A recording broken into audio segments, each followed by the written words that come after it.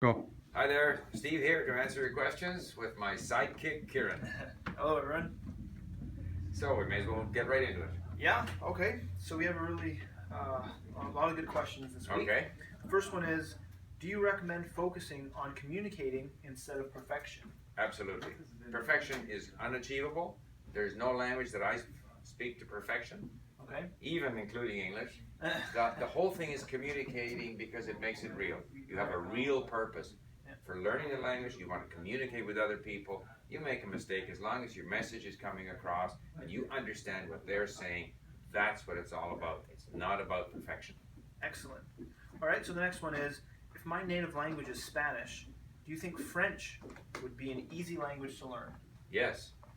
Okay. Because, well, it's not easy, but it's easier because the biggest factor is vocabulary. In my experience, the more similar the vocabulary, the easier it is to learn the language.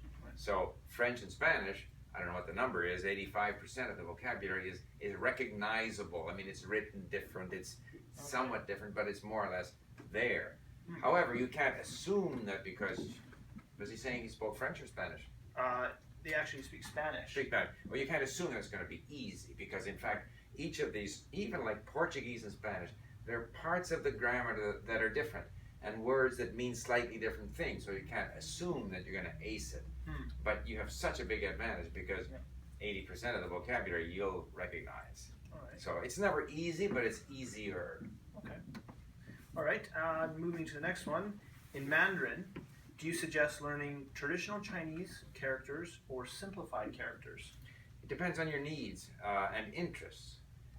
When I learned Chinese, we began with the traditional characters, and then we moved to the simplified. And so I have the advantage that if I'm in Hong Kong or Taiwan, I can read the newspaper. I think nowadays, practically, most people are dealing with mainland China, with the People's Republic, so probably simplified is enough. If you have the interest, I would start with the traditional, spend a bit of time there, and move to the simplified. However, if you're in a hurry, you want to get on, you want to read, just study the simplified. It really doesn't matter. I think it's like so much in language learning, it's up to you. What are your interests? Okay. I think either way is a good way to go, but if you learn the traditional, it's very easy to learn the simplified. Okay. Okay? What was the biggest challenge you had to overcome in language learning? Well, I think the biggest challenge always is, because to me, language learning is about getting something that is not in you, like the new language, to get it into you. Okay. So it doesn't come from inside, it comes from outside. Right. So the challenge is always to find meaningful, interesting content. And so when I went to study German back whenever it was, 1986, 87, I scoured, this is before Link existed, I scoured the secondhand bookstores in Vancouver to find readers, because I don't want to look every word up in the dictionary. Yeah. So, readers that had glossaries. And so if you can find interesting content, and more recently learning, Polish, as I mentioned, finding interesting content there. It's all about finding interesting content. Okay. It used to be that you had to find content that had like a word list, because looking stuff up in a dictionary is very time consuming and very frustrating because you forget immediately after closing the dictionary. But nowadays with programs like Link, online dictionaries and stuff like that, the key is to find interesting, meaningful content. That's the biggest obstacle, I feel. All right. Okay, so what do you think about the FSI language series? And colloquial, I think, yes. Yes, Colloquial. colloquial. Well, colloquial is a bit like Teach Yourself. These are the sort of starter books, Right. where they say on the cover, if you complete this, you will, master reading, writing, speaking, and listening, which of course isn't true. They're basically introductory books to the language. Okay. Colloquial, I think, has gotten worse, as has Teach Yourself, because they put more and more English on their audio. All I want from them is some audio, some words, some explanations of grammar, which I'm going to forget, but it kind of introduces me to the language. I see.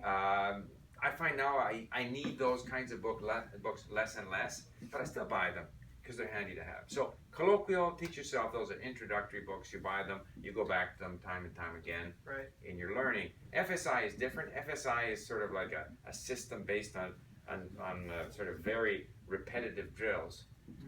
This is a car. This is a blue car. This is my blue car.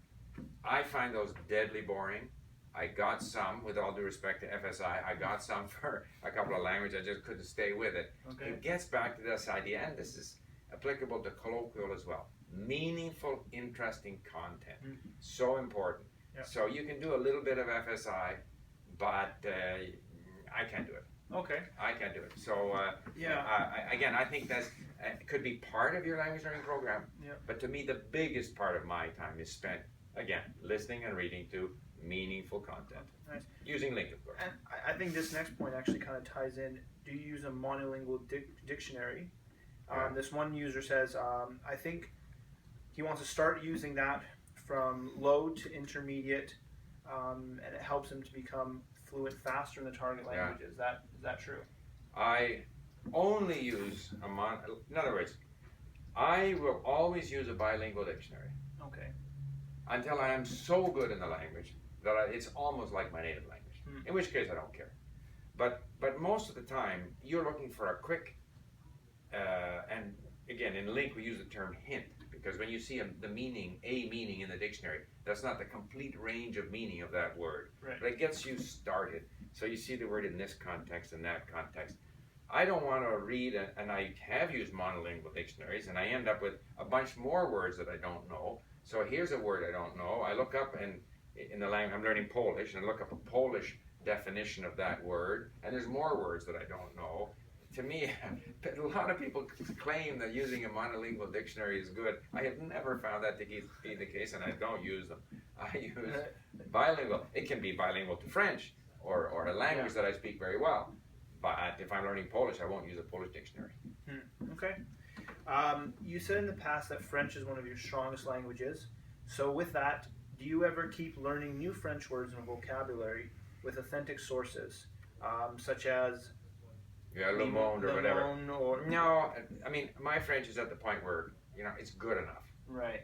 And, but just by reading, I do a lot of reading in French, and I will, just like any native speaker, you continue to accumulate words. You see them in different contexts, might be curious, and you might look it up, but I don't do any deliberate learning of French. But I do listen and read French. Okay. Listen to and read French, yes. All right. Another question here from the user says, I've been living in Australia since 2013. When I moved here, I had just basic English. Now I'm intermediate. I would like to achieve an advanced level, but still know very few words. What's your advice? Well, this gets back to the idea that, to my mind, to be good in the language, you need a lot of words. A lot of people say, I can be tremendously fluent with a few hundred words.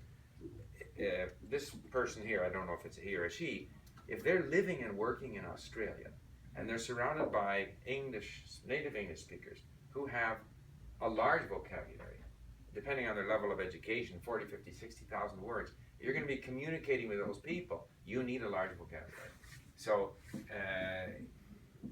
you've got to do a lot of reading. I mean, it all comes back to reading and listening. Get on link. Build up your vocabulary.